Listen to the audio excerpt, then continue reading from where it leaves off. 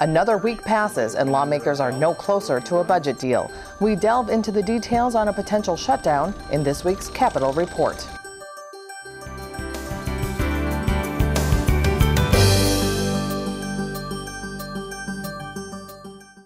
Hello, everybody, and welcome to this week's Capitol Report. I'm Julie Bartkey. Friday, July 1st. That's the expected beginning of a government shutdown that could be sweeping. The days ticked by with meetings between the legislature and the governor, press conferences stating each position, but ultimately little movement towards a resolution. I've been doing this for 36 years. I've learned about the process of governing and the fact that when you, in a democracy especially where you have a variety of views, compromise is part of it. It doesn't mean you compromise your principles. It means you compromise your positions, because otherwise things come to a halt. And that's what, the Republicans, especially these conservative blocks of their caucuses, don't seem to understand. That, yeah, they have their point of view, and I have mine. If Tom Emmer had been elected governor, then all this would be accomplished already. If the DFL legislature had been in the majority, it would have been accomplished already. That's not what happened.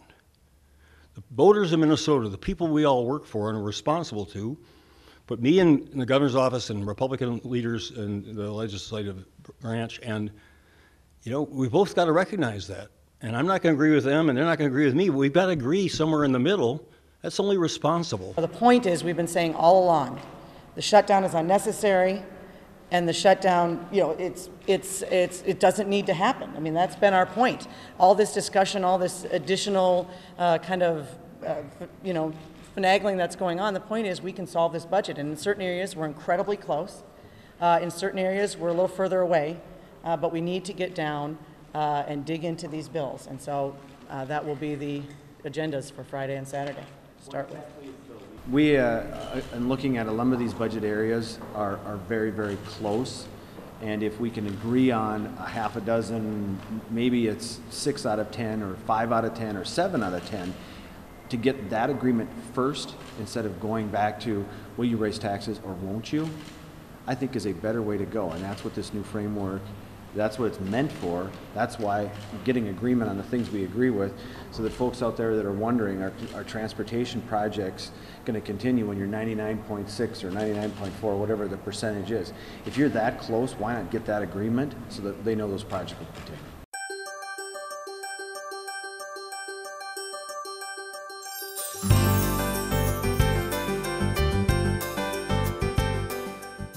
Here to discuss some of the impacts of the potential government shutdown, we have newly appointed Commissioner of Revenue, Myron Frans. Thank you for joining us on Capitol Report. Good morning. Nice to see you. We usually get the handshakes at the end, but I appreciate it off the top. So before we begin with shutdown talks and preparations, I do want to ask you about your new role as Commissioner. How was your first session?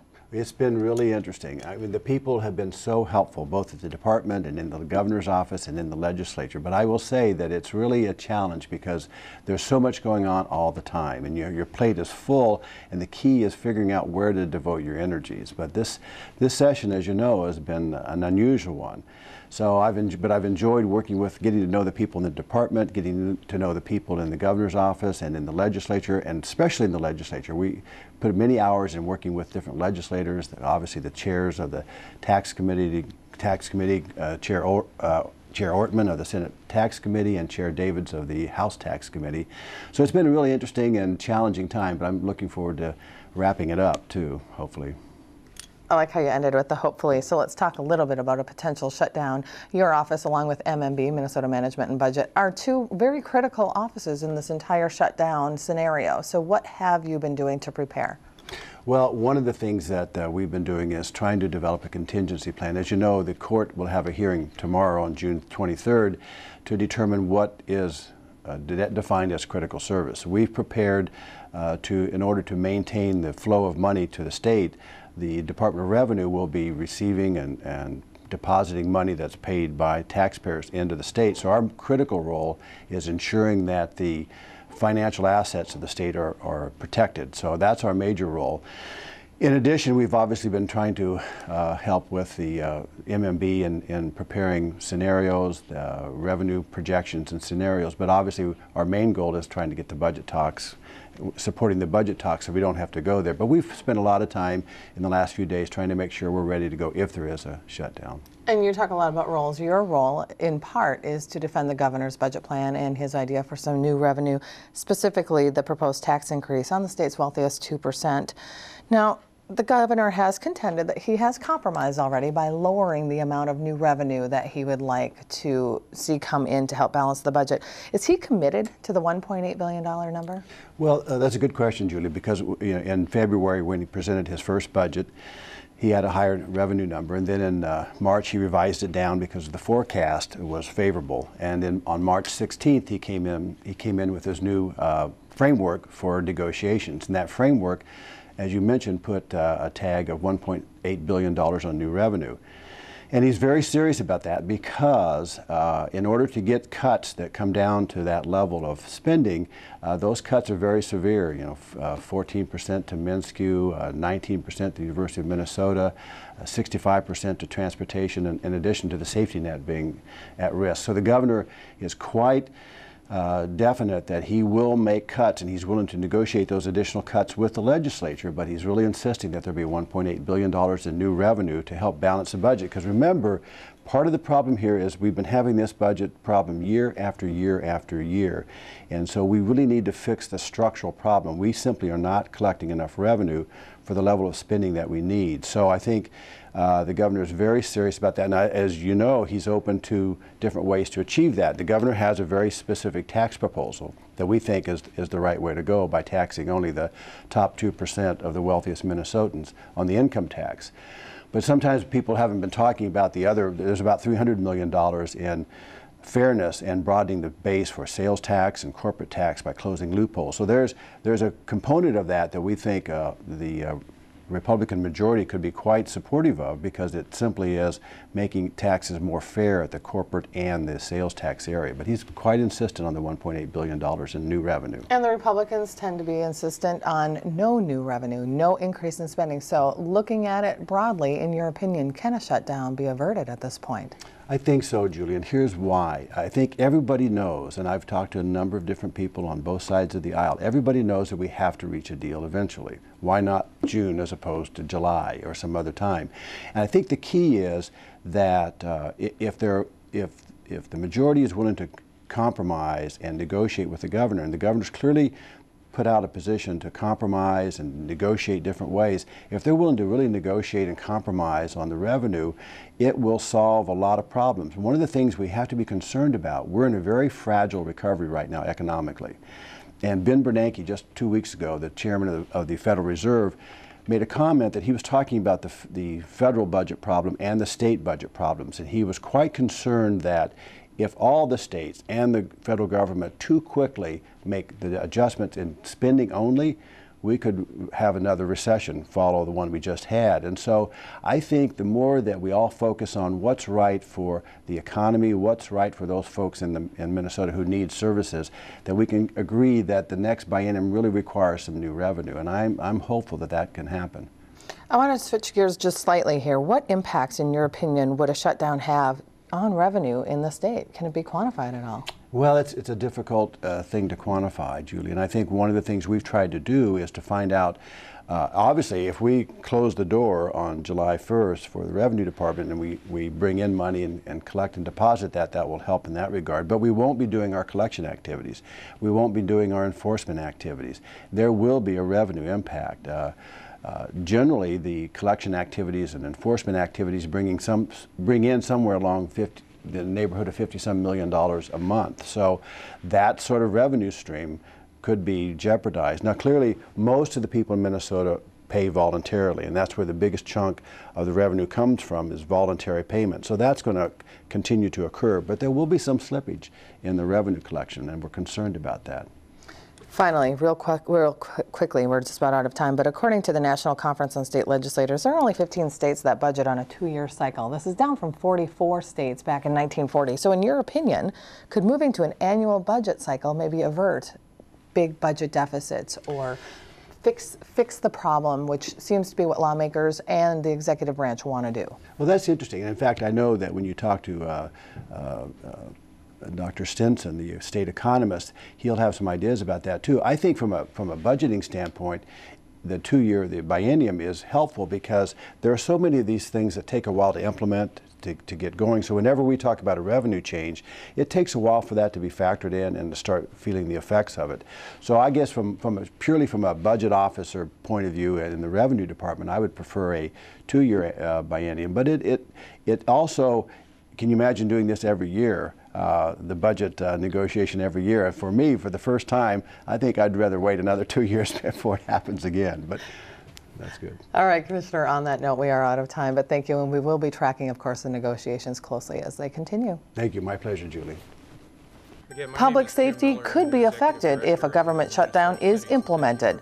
That was the message that resonated at this news conference. I hope that we can create certainty where there is currently uncertainty, but I hope people understand and never ever forget, local government aid is police officers, it's firefighters. If we don't get that check on July 20th, if cities across the state of Minnesota don't get the aid payment that is part of a standing appropriation, then those public safety services are dramatically threatened. The actual reduction from certified would be $24.7 million, which represents 4.5% of their city's budget. There's really no reason to equate a reduction in that size to a reduction in their police force, and nobody really wants that to happen anyway. We want safe cities, and we want the city to be able to continue to support law enforcement. It's really unfortunate that the politics is being combined here with what is an administrative and budget issue, I think.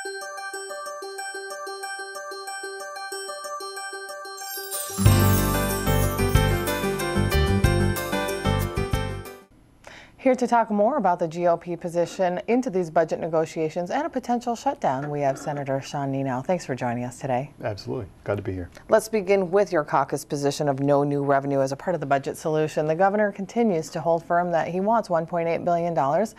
Doesn't necessarily hold firm that it's an income tax increase. He seems to be willing to negotiate on where that revenue would come from.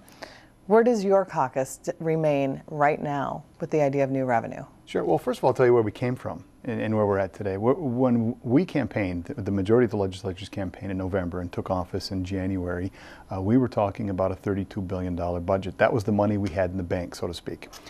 And earlier this year, we got some updated projections. Tax revenues had increased. And we collectively said, makes sense. We've got some increased revenue. We're going to add that into our budget. So we added that $2 billion of increased revenue. We went from 32 to 34, 34.2 to be precise. And that's what our proposed budget is. Now, right now, the governor's proposing $36 billion. So we were at 32. The governor's at 36. Add them together and divide by 2, and you get 34, which is where we're at. And so our position is that we've compromised. We've added $2 billion of revenue into our budget proposal, and it's a 6% increase, which is quite reasonable, we think.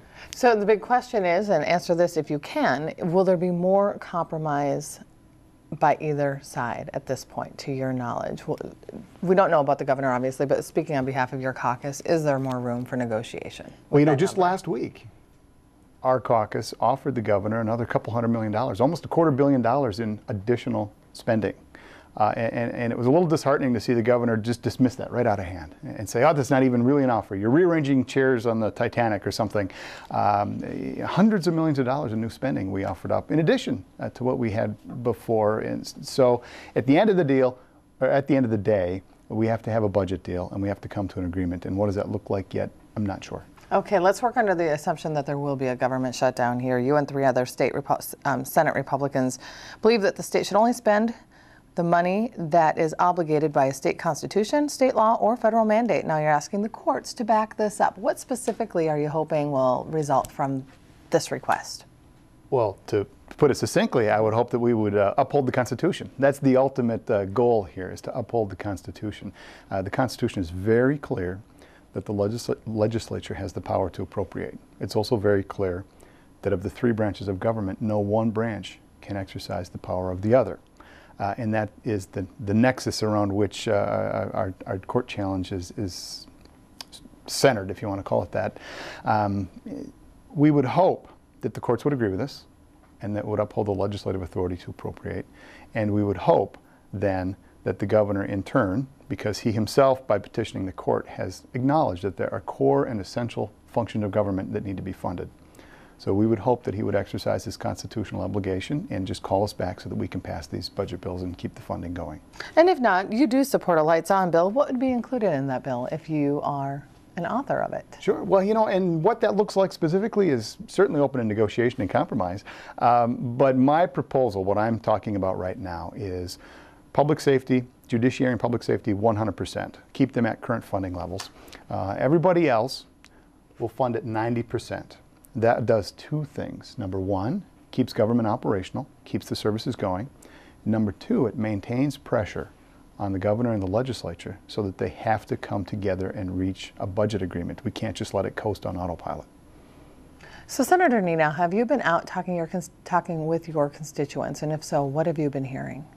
Oh, well, if you work for the state of Minnesota, basically they're saying, I don't care what it takes, get it done because I want to keep my job. If you work for yourself, if you're a small business owner, or if you work for a private corporation, when I explain to them that we're proposing to spend 6% more, the governor wants to raise $2 billion in taxes to spend 15% more, they say that's your proposal is reasonable. But then they ask, well, what about getting a budget deal done and stopping a shutdown? And my answer to them is, I hope we get it done. I expect that we'll get it done before July 1st. But if it doesn't, because it's not guaranteed, I have a solution so that we do not have to have a shutdown for that day or week or 2 weeks that it takes beyond July 1st to get to a final agreement. And I walk through my lights on bill. And they all know that they've had to get by on 90% or even 80 or 60 or 50% of their previous income, and they know that government can get by for a short while on 90%. Has your lights on bill received any traction at all? Oh, it has a lot of interest. We're not in session. The governor hasn't called us back, so we can't act on anything. But within the caucus, have you had some discussions on it? Oh, certainly, absolutely. If the governor called us back and we did not have a budget deal, and we were facing shutdown, it would pass, and I would dare say it probably would get a veto-proof majority. Because who wants to vote against keeping 30,000 state employees on the job? So, Senator, at this point, understanding that the two sides still remain very polarized on principles, do you anticipate a shutdown, or are you cautiously optimistic that something could be resolved with what? I'm optimistic that either we're going to find some sort of an agreement here in the next week before the July 1st deadline, or in lieu of that, that we can convince the governor that we don't need to shut down government and put 30,000 state employees out of work, and to stop public services, and to stop public welfare for those that are dependent on that for literally their living in some cases. I'm hopeful that we can convince the governor to do that if there's not a final budget agreement before July 1st. So, Senator, my last question for you is, recently former Governor Tim Pawlenty spoke briefly about the state's 2005 shutdown, and he said, quote, "We survived it okay." Do you think Minnesotans can survive another shutdown, especially one that might be as vast as what's anticipated? Yeah, well, and it's an important distinction that you kind of allude to there. The 2005 shutdown was indeed truly partial. And what happened there, we had passed a number, actually the majority, I believe, of the budget bills, and then the courts intervened and appointed a special master to choose some core and essential services. Now, I don't think what was funded was all core and essential services. As much as I love the arts, I don't think the Arts Board is a core and essential service, and they were funded. And therein lay the crux of the problem in getting third-party participants deciding where to spend money instead of the legislature and the governor. But a shutdown is unnecessary. Nobody wins. Literally, you can have people getting hurt. We don't need to have that happen. It's not necessary, literally, because we have, even without a budget solution, we have options to keep the lights on and keep government running. Of course, all of the negotiations remain fluid. We will track them consistently. Thank you for your time, Senator. We appreciate it. Absolutely, anytime.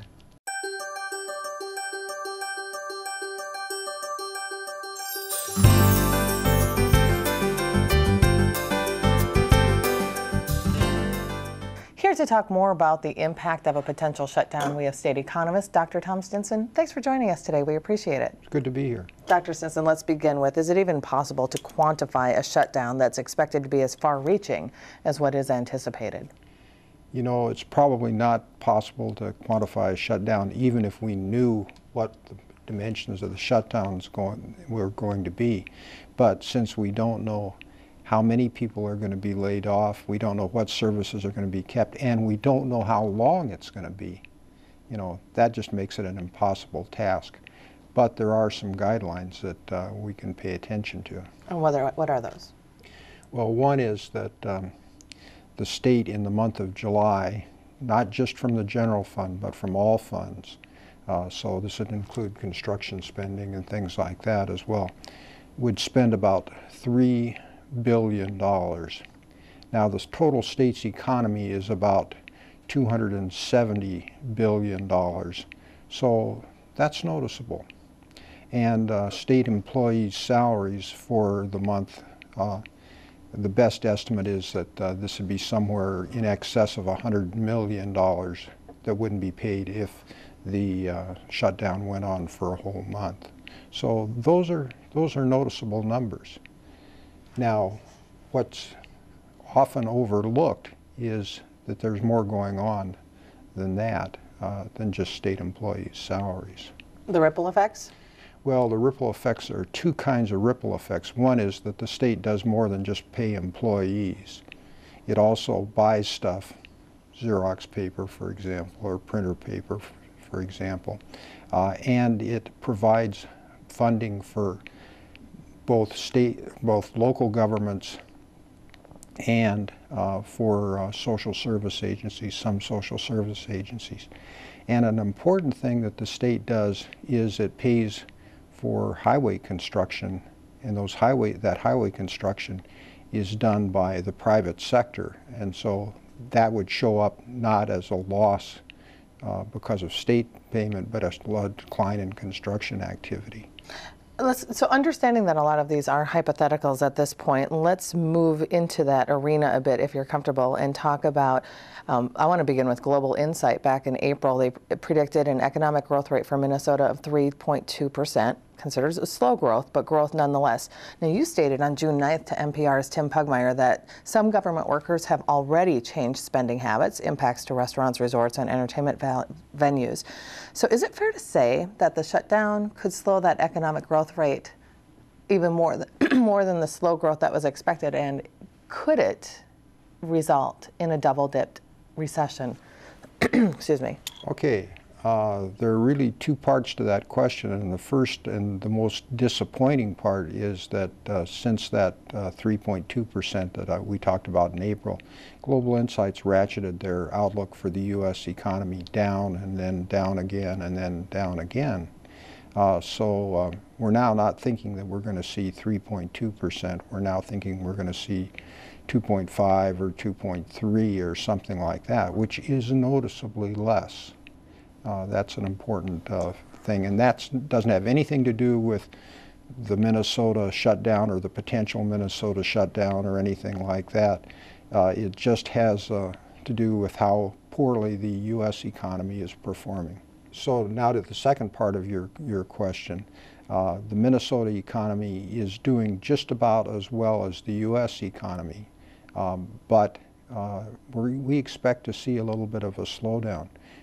We expect to see people not spending money on food away from home, probably spending less money on vacations, things like that, in anticipation of the shutdown. And of course, the closer it gets to actually occurring, the more you're going to be conserving your money. Then after, if a shutdown were to occur, we'd expect to see a significant drop-off in discretionary spending. That'll all be buffered by the fact that if it goes on long enough, state employees will be eligible for unemployment. The private sector employees and the nonprofit employees that are laid off will be eligible for unemployment as well.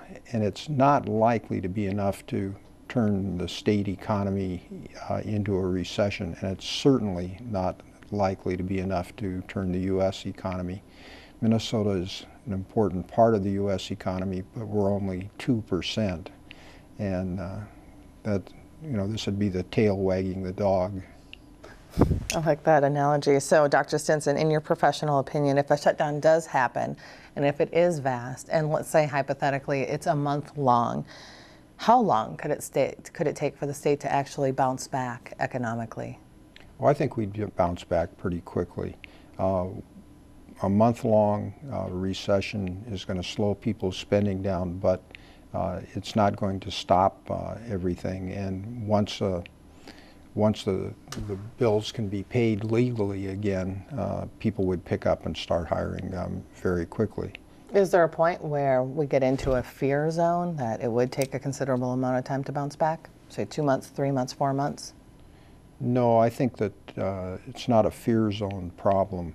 I think it's just a problem that 2 months, 3 months, 4 months, 5 months, you begin to see you've lost the whole the summer construction season if it were to go to 4 or 5 months, for example. So the highway projects that would have been done and the highway construction workers that would have been employed won't be employed in that season. And so I think that's the danger, is just losing some of that.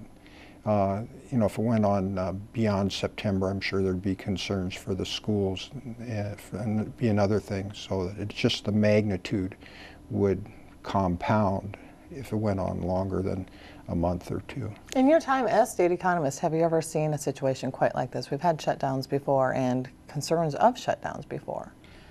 Yeah, with the shutdowns, the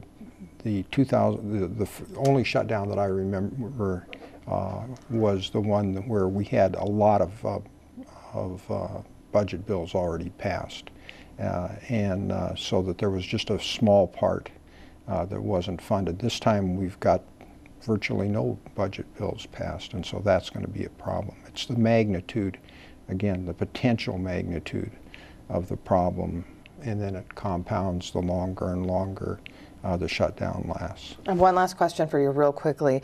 In 1940, there were 44 states in the country that did a biennial budgets. Today, only 19 do. Do you think Minnesota could avoid large-scale budget concerns and shortfalls by moving to an annual budget cycle? No, I don't. I think that you move to an annual budget cycle, you end up with a situation where you just have incremental problems. You know, if you look at the situation we have going out into the future, we have a $2 billion shortfall per year going out through 2014, 2015.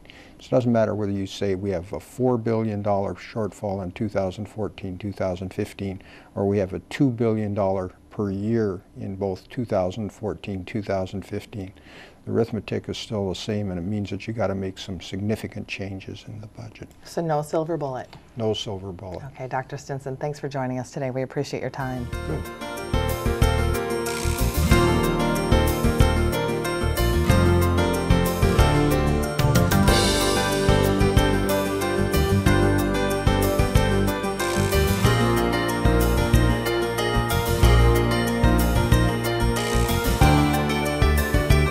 And that wraps up this week's program. From all of us at Senate Media Services, I'm Julie Bartkey. Thank you for watching.